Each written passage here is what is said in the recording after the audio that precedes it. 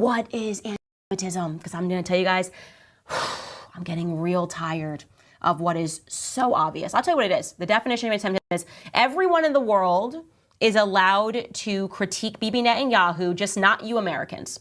I think that's where we're at right now. That's today's definition. Don't forget that I once spoke to a rabbi extensively, and he told me that the definition mutates, so they can drop it and change it every day. But I would say officially, as of yesterday, the definition became that everyone in the world is allowed to critique Israel and allowed to critique Bibi Netanyahu, except for the Americans who are funding him. If Americans do it, then we get to call them anti-Semitic and try to ruin their lives. And I'm going to show you an example of that. People who have openly critiqued Bibi Netanyahu and have not been called anti-Semitic. And I think the greatest example of that would be Ari Emanuel. I would argue that Ari Emanuel is, from a business perspective, one of the most powerful Jews in America. I think that's an absolute fact. He owns Endeavor. They own a ton of companies that are under the Endeavor brand, the UFC being one of them. Ari Emanuel notoriously got Kanye West blacklisted from Hollywood by writing a letter. After he wrote that letter, Kanye West, who's one of the most famous people in the world, was dropped from Adidas, dropped from Gap, okay, over his anti-Semitism. Listen to Ari Emanuel speak about Bibi Netanyahu. This was taken, I believe, in May, just a couple of months ago. Take a listen. Netanyahu doesn't want a peaceful solution, and it's become clear that getting to a political solution and Netanyahu remaining in power are irreconcilable paths. Jews are not selfish people. We are a people whose Bible tells us to treat the stranger like one of our own, who should turn the sides of the corners of the field for the orphan and the widow, who should help. We are the ones that helped during the civil rights movement in this country, like when Andrew Goodman and Michael Schwerner gave up their lives for the cause in Mississippi on June 24th, 1964. We're a charitable people, but Bibi Netanyahu is fundamentally selfish. The cost of giving this man what he wants has become far too great for far too many people. Reputations can be ruined a lot more quickly and easily than they can be repaired. And Netanyahu has tarnished a legacy that does not belong to him.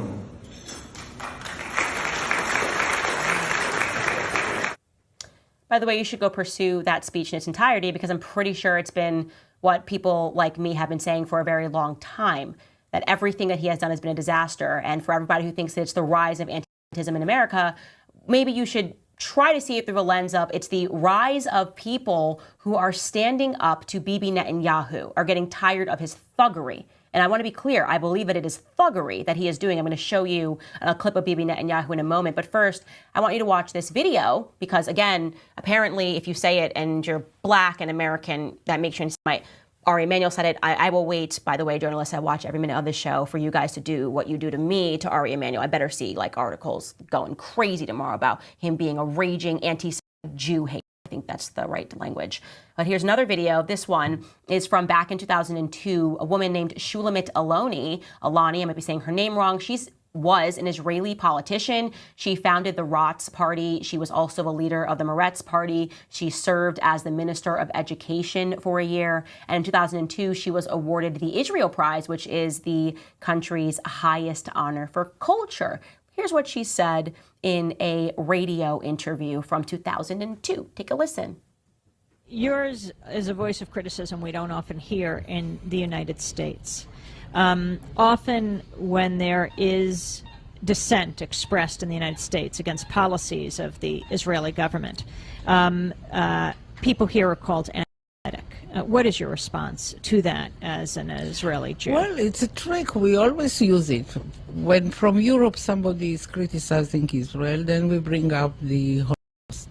When in this country people are criticizing Israel, then there are anti-Semitic. And the organization is strong and has a lot of money, and the ties between Israel and the American Jewish establishment are very strong, and they are strong in this country.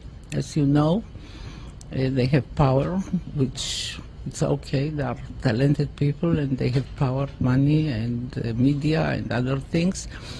And their attitude is Israel, my country, right or wrong, the identification.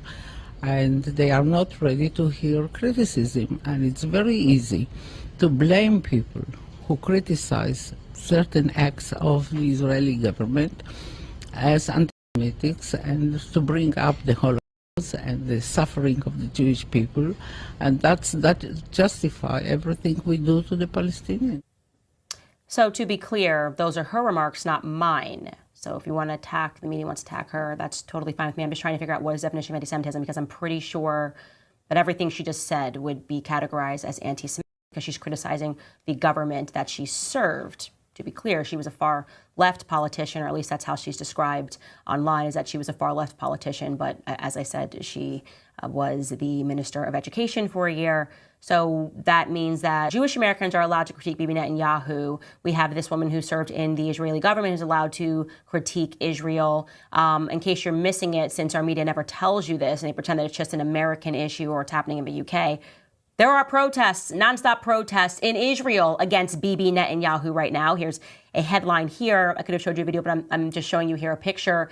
Israel protests, thousands rally against Netanyahu immunity. Okay, so everyone is, I guess, apparently allowed to criticize Israel, to rally against Netanyahu's immunity, so long as they are not a tax-paying American, I guess. Because we're allowed to critique our own government, we're allowed to critique Biden, we're allowed to critique Trump. But this, for whatever reason, is a no-go zone. They will try to ruin your entire life. The media will come after you. And she alleges that they have power in media. I'm not alleging that, but I can say that I definitely am seeing a concerted attack on me, as if there's a hit on me in the media for simply not agreeing with Bibi Netanyahu. And I will tell you the reasons why I don't. I've been very explicit about this. I don't like his thuggery. I don't like the way he speaks about America. I think it is absolute trash that you have people on the right that pretend that they care about free speech, they care about national sovereignty, that they care about the conservative movement, and then they will completely ignore the things that Bibi Netanyahu is on record saying about Americans, pretending like he's just got us in the bag, like we have no say in what's happening in our government, threatening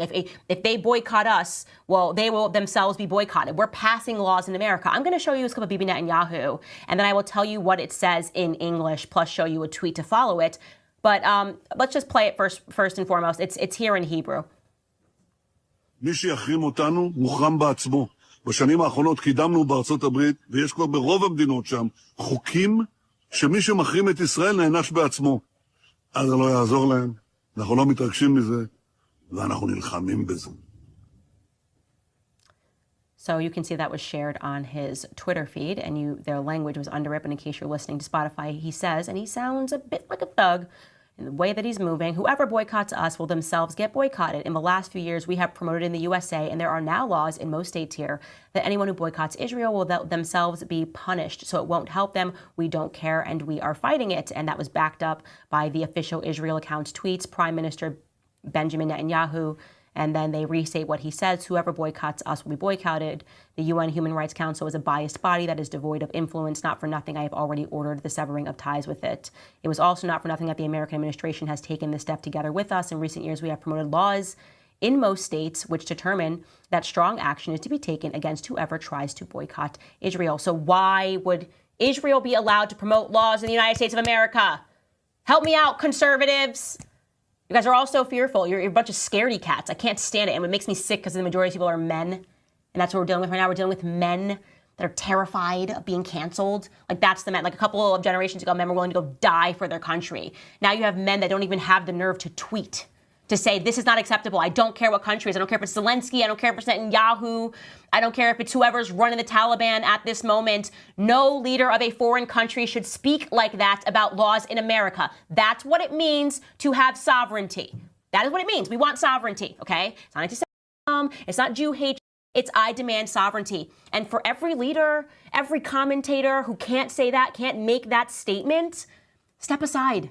Genuinely, I reserve such anger and frustration for the wimps that I see on a day-to-day basis. I'm just scared. I don't know. I don't want to get canceled. I'm so scared. You're just a bunch of, I don't even want to say women, because I'm a woman. I just little girls, you know? And I can't even say that because my little girl's tough. You guys are pathetic. You guys are pathetic.